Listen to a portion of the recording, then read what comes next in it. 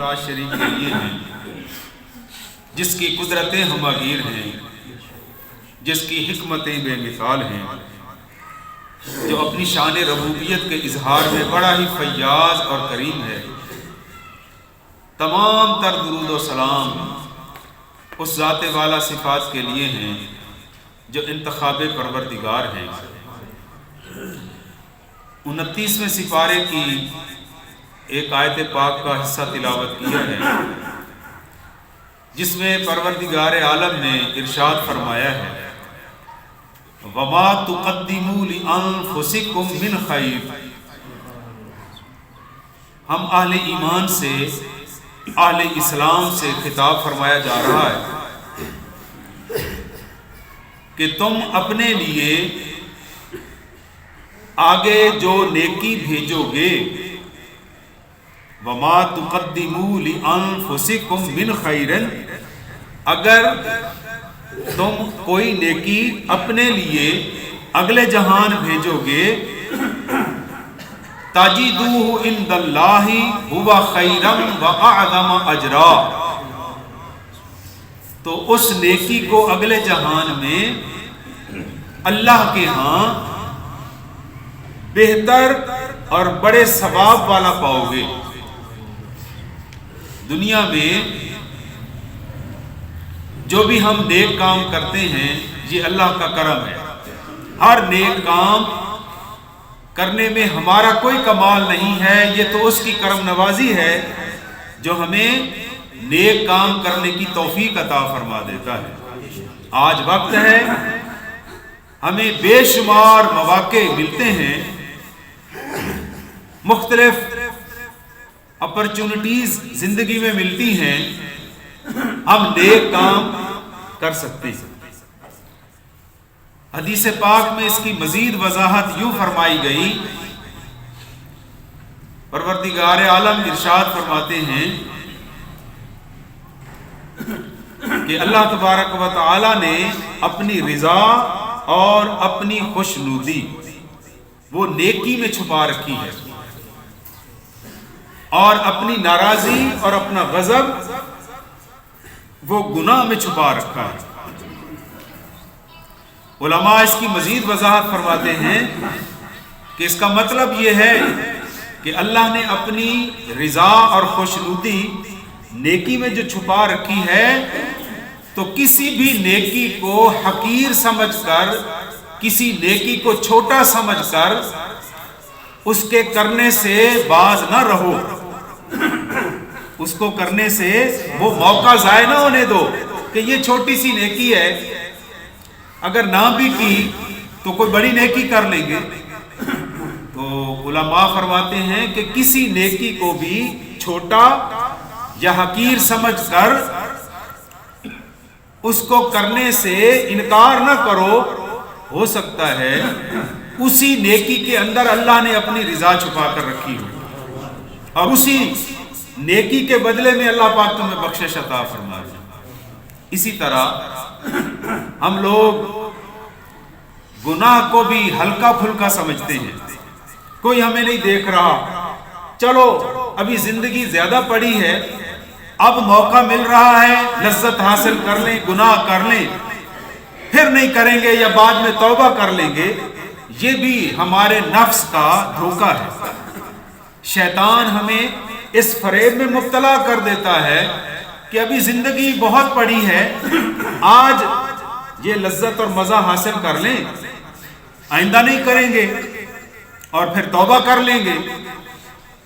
تو جو آپ نے چھوٹا گناہ سمجھ کر جس کو اختیار کیا، ممکن ہے اسی پر پکڑ ہو جائے، اور اللہ پاک اپنا غضب نازل فرمائے اور اپنی ناراضی کا اظہار فرمائے، تو کسی گناہ کو چھوٹا سمجھ کر اس کے قریب نہ جائیں، اور کسی نیکی کو چھوٹا سمجھ کر اس سے انکار نہ کریں۔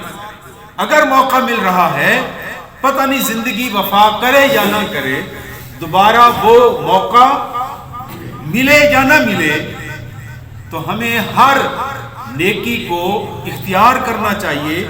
آج وقت ہے، اور جس ہستی نے پاکستان کا قومی ترانہ لکھا، پاک سرزمین شاد باد کشور حسین شاد باد، آپ جانتے ہیں اللہ تبارک و تعالی ان کے مرکز پر کروڑوں اور بے شمار رحمتیں فرمائے.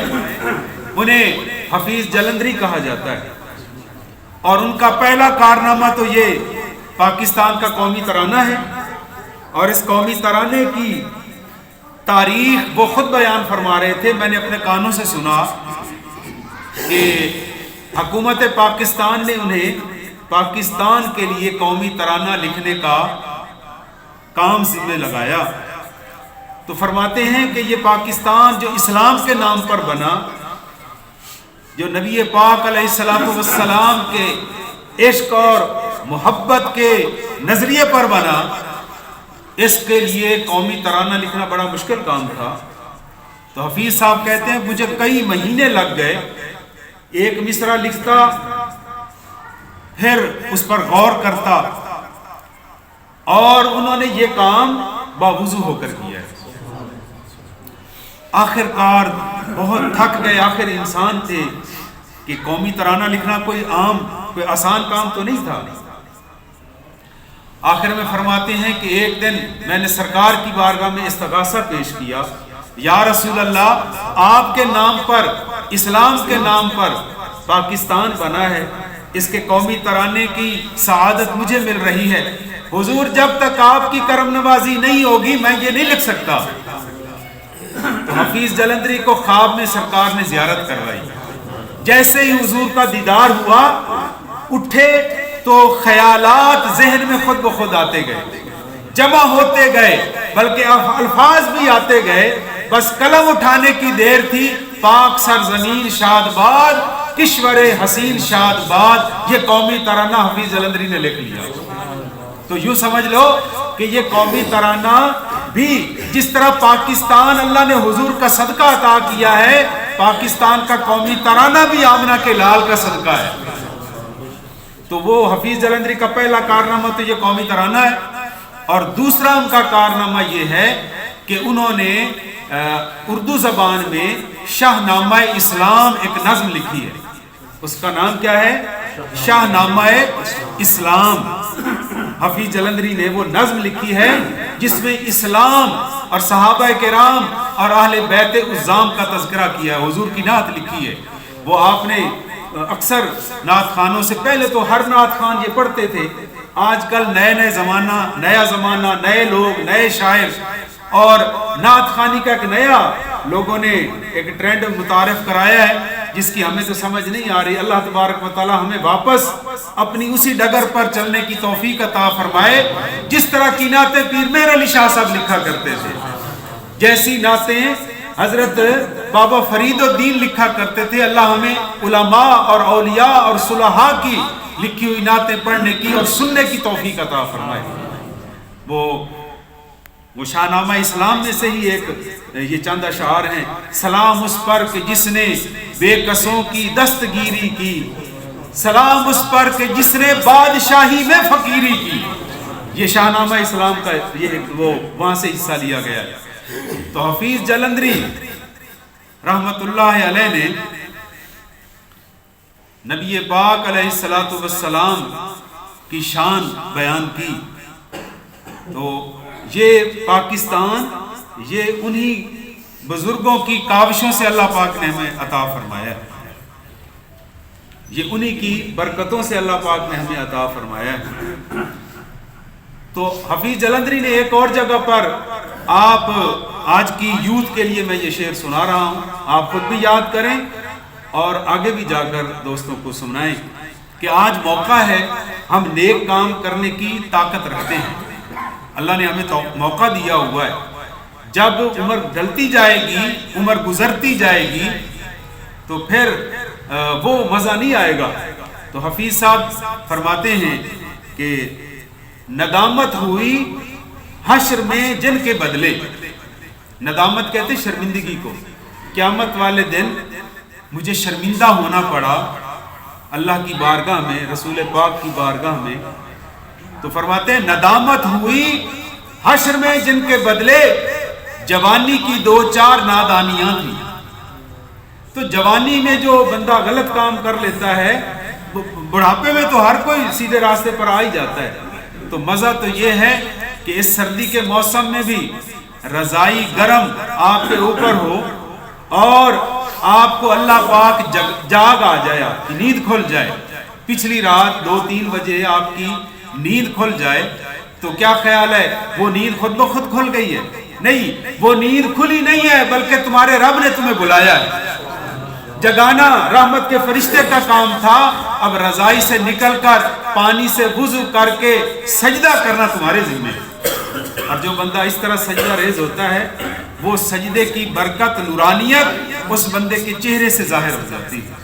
تو اللہ تبارک و تعالیٰ کی بارگاہ میں دعا ہے مالک ہمیں نیکی اختیار کرنے کی توفیق عطا فرمائے.